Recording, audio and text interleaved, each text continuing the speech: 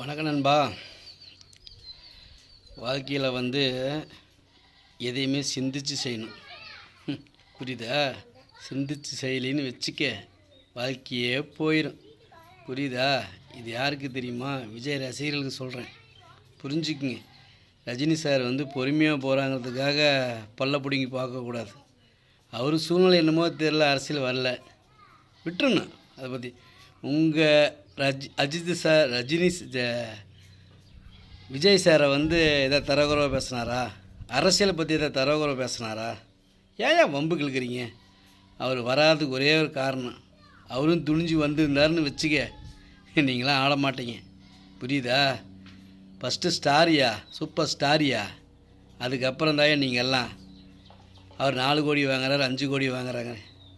அவருக்கு வயசு ஆகி போச்சியா, பேலன்ஸ் அவ்வளோதான். புரியுதா? உங்களுக்கு வயசு இருக்குதுன்னு சொல்லி ஆடுறீங்க, ஆடுங்க, நான் வேணான்னு சொல்ல.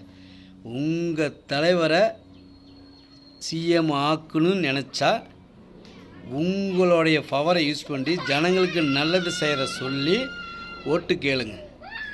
புரியுதா?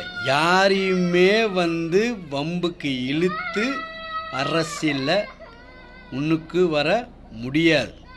எத்தனையோ தலைவரெலாம் வாழ்ந்துட்டாங்க. புரியுதா? நீங்கள் உங்கள் தலைவரை நீங்கள் கேவலப்படுத்துகிறீங்க. புரியுதா?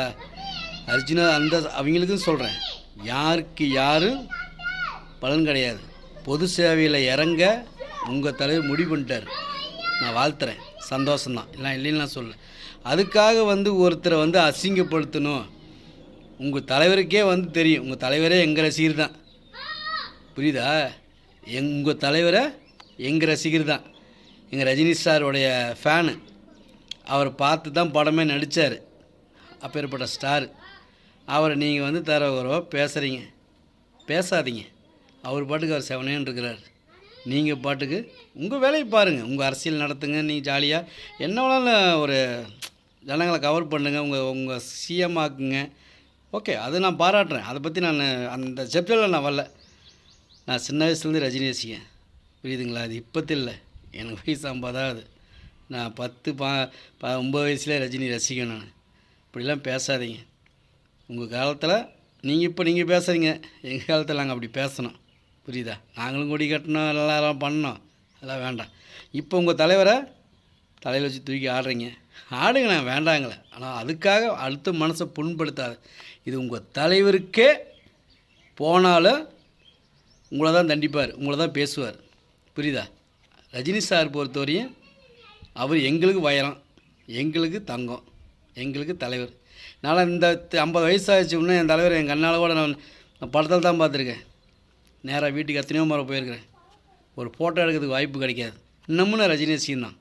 புரியுதா? ஆனால் தயவுசெய்து விஜய் ரசிகரை பொறுத்தவரையும் பண்ணுங்க. அவர் பொது வாழ்க்கையில் இறங்கியிருக்காரு, ஓட்டை போட்டுங்க, அவரை ஜெயிக்க வைங்க. நான் பாராட்டுறேன். அதுக்காக அடுத்த மனசை புண்படுத்தி உங்கள் தலைவர் ஜெயிக்க விடாதீங்க.